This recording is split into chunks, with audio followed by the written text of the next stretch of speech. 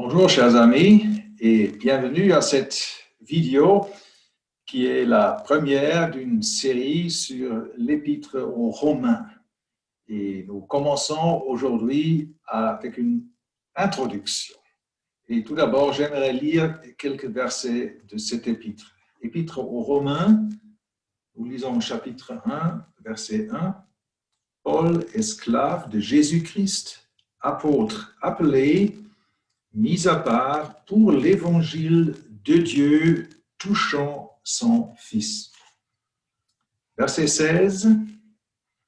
Car je n'ai pas honte de l'évangile, car il est la puissance de Dieu en salut à quiconque croit. Car la justice de Dieu y est relevée sur le principe de la foi pour la foi, selon qu'il est écrit, le juste vivra de foi. Chapitre 5, le verset 1. Ayant donc été justifiés sur le principe de la foi, nous avons la paix avec Dieu. Le chapitre 8e, verset 1. Il n'y a donc maintenant aucune condamnation pour ceux qui sont dans le Christ Jésus. Et le verset 31, que dirons-nous donc à ces choses? Si Dieu est pour nous, qui sera contre nous? L'épître aux Romains nous donne une réponse à une vieille question. C'est la question posée par Job déjà dans l'Ancien Testament. Comment un homme sera-t-il juste devant Dieu? Un Dieu saint et l'homme né dans ses péchés. Comment un homme, un pécheur, peut-il être juste devant Dieu? L'épître aux Romains n'est pas la première épître que l'apôtre Paul a écrite. Ce n'est pas la lettre la plus longue que l'apôtre a écrite. Et c'est non plus la lettre avec les vérités les plus profondes. Mais c'est quand même une lettre qui tient une place de prééminence. C'est la première lettre dans nos Bibles, la lettre aux Romains, et cela avec raison, parce que c'est une lettre fondamentale qui nous développe la doctrine du salut, qui nous donne une position devant Dieu, qui nous explique pourquoi nous pouvons être justes devant Dieu. Le grand sujet de cet épître, c'est l'évangile. C'est la bonne nouvelle de Dieu, d'un Dieu saint, une bonne nouvelle pour des pécheurs. Comment est-ce qu'on peut être réconcilié avec un Dieu saint et juste? Comment avoir paix avec Dieu? Comment savoir qu'il n'y a pas de condamnation pour ceux qui sont dans le Christ Jésus? Ce sont les questions qui se posent et cet épître nous donne des réponses. C'est une grande bénédiction de lire cette lettre et de connaître plus ou moins les grandes vérités de notre salut, notre position en Christ. Nous trouvons beaucoup d'expressions, beaucoup de termes bibliques en relation avec le salut dans cet épître. Nous lisons du péché, nous lisons des transgressions, nous lisons des pécheurs, nous lisons de la colère de Dieu, nous lisons de la justice de Dieu, mais nous trouvons aussi des expressions comme le pardon, la justification, la réconciliation, la paix avec Dieu, la grâce, la foi. Ce sont tous des expressions importantes à connaître. L'expéditeur de cet épître, l'auteur, c'est l'apôtre Paul. Bien sûr, il a écrit sous la direction de l'Esprit Saint, mais c'est l'apôtre Paul qui a écrit cette lettre. Et il se présente au début de la lettre, Paul, esclave de Jésus-Christ, un serviteur de Christ. Paul, il est humble. Deuxièmement, il est un apôtre appelé.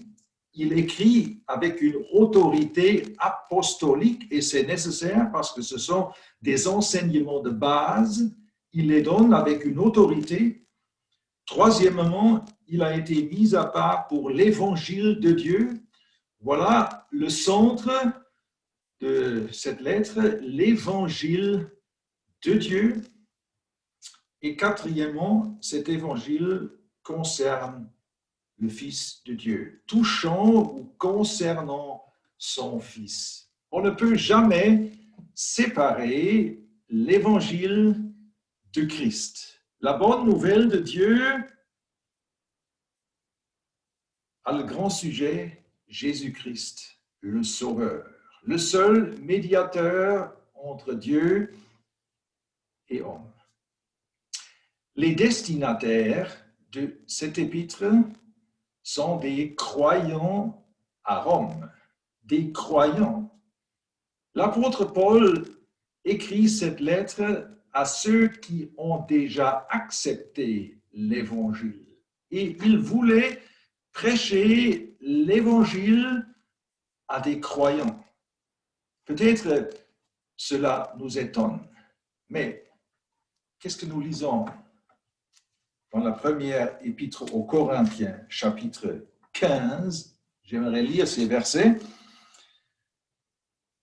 1 Corinthiens 15, verset 1. « Or, je vous fais savoir, frères, des croyants, je vous fais savoir, frères, l'évangile, la bonne nouvelle de Dieu que je vous ai annoncé, que vous avez aussi reçu et dans lequel vous êtes, et par lequel vous aussi êtes sauvés. » Vous remarquez ces 4 étapes. D'abord, l'évangile est prêché. Deuxièmement, l'évangile est reçu, est accepté. Et quand on reçut l'évangile, on devient un croyant. Troisièmement, cet évangile nous donne une position dans laquelle vous êtes et par lequel vous êtes sauvés. Et après, l'apôtre Paul explique le contenu de l'évangile comme dans une coquille de noix. Versets 3 et 4. 3 choses sont mentionnées. Christ est mort pour nos péchés. Christ a été enseveli et Christ a été ressuscité. Il est le vainqueur.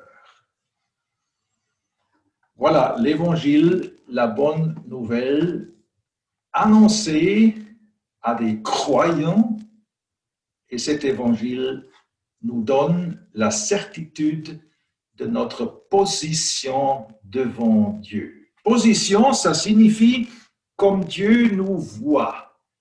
Et il ne nous voit plus dans nos péchés, mais il nous voit en Christ. Il nous a donné la robe de la justice. Nous sommes en Christ. L'évangile, la bonne nouvelle de Dieu pour nous. Quel est le but de cet épître? Nous savons bien que l'apôtre Paul a écrit beaucoup de lettres, 13 ou 14, et dans la plupart des cas, une lettre a été écrite à cause d'une occasion donnée par les destinataires. Une bavure, un manquement, un risque, un danger ou des choses semblables. Mais il y en a deux exceptions. L'épître aux Éphésiens et l'épître aux Romains. Nous ne voyons pas une occasion directe dans les destinataires. Et ces deux épîtres, Éphésiens et Romains, nous donnent la position, ou nous parlent de la position que nous avons en Christ. Mais il y a une différence entre ces deux épîtres, Éphésiens et Romains. Dans l'épître aux Éphésiens, la mesure selon laquelle Dieu donne sa bénédiction, c'est le cœur et le conseil de Dieu. Dans l'épître aux Éphésiens, Dieu ouvre son cœur et il nous bénit avec toute bénédiction spirituelle dans les lieux célestes en Christ. Tout ce que Dieu avait à donner, il nous a donné par grâce, à la louange de sa gloire. Dans l'épître aux Romains, par contre, Dieu répond à nos besoins. Il donne le salut selon le besoin de l'homme. Nous étions des pécheurs. Nous avons commis des fautes et nous étions par nature pécheurs. Nous étions donc dans le besoin et Dieu, dans l'épître aux Romains, nous donne selon notre besoin. L'épître aux Romains répond à deux questions ou à deux problèmes que chacun de nous a par nature. Nous sommes nés dans nos péchés. Nous sommes nés comme pécheurs. Le premier problème que nous avons, c'est que nous avons péché. Nous avons commis des fautes, des transgressions. Et le deuxième problème, nous sommes par nature des pécheurs. Nous avons une nature au-dedans de nous qui est entièrement mauvaise. Nous sommes des pécheurs. Que fait Dieu? Quelle est la solution de Dieu? Quand il est question de ce que nous avons fait, nos fautes, nos transgressions, la réponse de Dieu, c'est le pardon. Il nous a pardonné nos péchés. Il a ôté nos péchés. Nous avons la rémission de nos péchés. Et comment cela? Parce que le Seigneur Jésus a pris nos transgressions sur lui. Il a été chargé avec tous nos péchés, avec tout ce que nous avons fait. Et le jugement était sur lui. Le Seigneur Jésus est notre substitut. Il est mort pour nous. Nous lisons Romains chapitre 4, le dernier verset. Jésus, notre Seigneur, lequel a été livré pour nos fautes et a été ressuscité pour notre justification. Nous avons maintenant la rémission de nos péchés, nous avons la justification sur le principe de la foi, pas sur le principe des œuvres, c'est impossible, mais sur le principe de la foi, et cela est un don de grâce. Dieu a donné son Fils, il n'a pas épargné son propre Fils, et le Seigneur Jésus s'est livré lui-même pour nous. Les transgressions sont pardonnées et nous avons la justification. Que fait Dieu avec le deuxième problème? Quelle est la réponse à cette question que nous sommes par nature des pécheurs? On dit c'est la vieille nature. Cette expression ne se trouve pas dans la Bible, mais la chose s'y trouve. C'est le péché ou la chair, la vieille nature. Qu'est-ce qu'on fait avec une nature? Qu'est-ce qu'on fait avec la chair? Qu'est-ce qu'on fait avec le péché au-dedans de nous? On ne peut pas pardonner une nature. On ne peut pas pardonner le péché. C'est impossible. Il faut le jugement. Dieu est un juge saint et il a jugé la chair. Il a jugé le péché. Il a jugé la vieille nature. Qui a porté ce jugement? Nous? Heureusement pas. Le Seigneur Jésus. Il a été fait péché pour nous.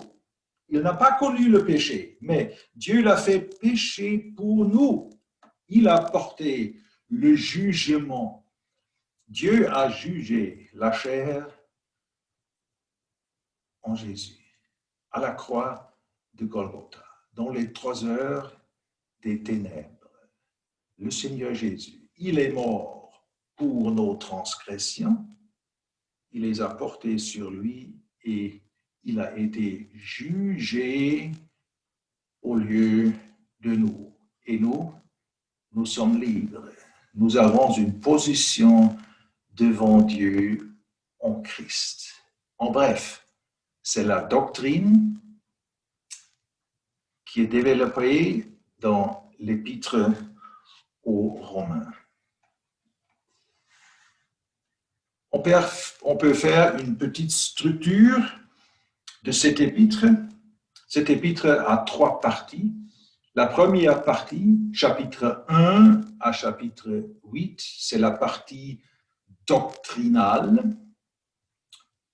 La deuxième partie, les chapitres 9 à 11, c'est la partie dispensationnelle. Et la dernière partie, les chapitres 12 à 16, font la partie pratique. La partie doctrinale, chapitre 1 à 8, a de nouveau quelques sections. La lettre commence par une introduction. Les versets 1 à 15 forment l'introduction. Après, nous voyons que l'apôtre Paul met à l'évidence que chacun est un pécheur, soit juif, soit grec, soit païen. Nous tous, nous sommes des pécheurs. Nous tous, nous avons la vieille nature en nous. Et après, l'apôtre Paul développe ces 2 questions jusqu'au chapitre 5, verset 11, nous voyons le problème de nos transgressions. Après, chapitre 5, verset 12, jusqu'à la fin du chapitre 8, nous voyons la résolution, la réponse à la deuxième question que Dieu a fait avec la vieille nature, la chair en nous. Et au chapitre 8e, à la fin, nous avons lu « Que dirons-nous donc à ces choses? Si Dieu est pour nous, qui sera contre nous? » Dieu est pour nous. Il a fait tout. Et le Seigneur Jésus, il a fait tout ce qui était nécessaire. La deuxième partie, les chapitres 9 à 11, j'ai dit c'est la partie dispensationnelle. Et il se pose une question. Si le salut est pour quiconque croit, soit juif, soit nation, alors Dieu a donné des promesses à son peuple terrestre. Est-ce que ces promesses sont encore valables? Et bien sûr, l'apôtre explique dans ces 3 chapitres, 9, 10 et 11, que Dieu tient à sa parole. Et tout ce qu'il a promis à Israël va se réaliser un jour. Israël a un futur. C'est le grand message de ces 3 chapitres. Et puis, dès le chapitre 12, nous avons la partie pratique. Ça commence avec la constatation, chapitre 12, verset 1. « Je vous exhorte donc, frères, par les compassions de Dieu ». Les compassions de Dieu, c'est la base. C'est ce que l'apôtre Paul avait expliqué dans les chapitres 1 à 11. Les compassions, la miséricorde, la grâce de Dieu, en qui nous avons le salut, qui nous a accordé ce salut, ce grand salut. Je vous exhorte donc, frères, par les compassions de Dieu, à présenter vos corps en sacrifice vivant, saint, agréable à Dieu. C'est la pratique du chrétien. Vivre comme ceux qui ont obtenu le salut. Une lettre remarquable.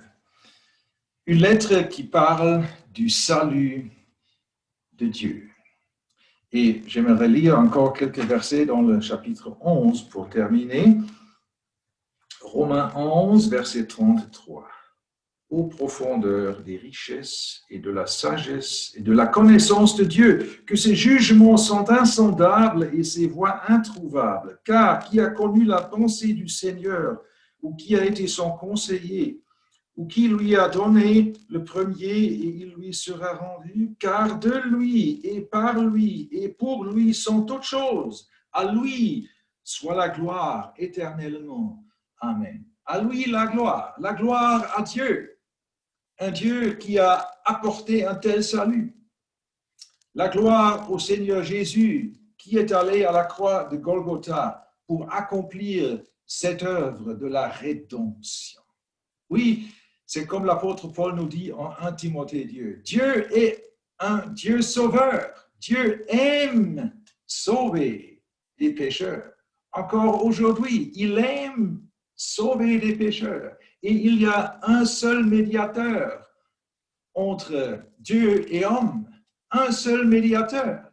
C'est Jésus-Christ qui s'est donné lui-même pour nous. On ne peut pas lire l'épître aux Romains sans adoration dans nos cœurs. La gloire à Dieu, la gloire à notre grand Dieu, Seigneur et Sauveur, Jésus-Christ.